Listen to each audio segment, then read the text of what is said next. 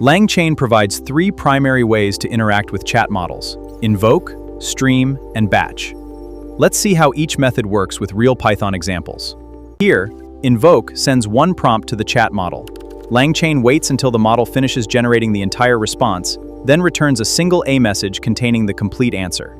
Instead of one prompt, we're passing a list of messages. The model reads the entire conversation history, understands the context, and generates the next response based on all previous messages. With invoke, nothing is returned until generation finishes. It's the simplest approach when your application only needs the final completed response. Now we're using stream. Instead of waiting for the full answer, the model sends small pieces of text immediately, and our loop prints each chunk as soon as it arrives. Contains only newly generated text.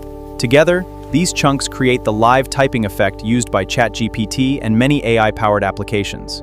LangChain lets you combine every streamed chunk into one complete message. After streaming finishes, full contains the same final response returned by invoke.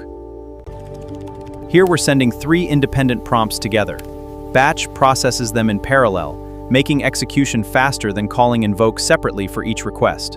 After every request finishes, batch returns a list of AIMessage objects. Each response stays in the same order as the original prompts. Doesn't wait for every request to finish. It returns each response immediately after it's ready, improving responsiveness for long-running batches. Choose invoke for single requests, stream for live user experiences, processing, and batch as completed when you need results as soon as they're available. Understanding these invocation methods helps you build faster, smarter, and more responsive AI applications. Follow Codecraft Academy for more practical LangChain and engineering tutorials.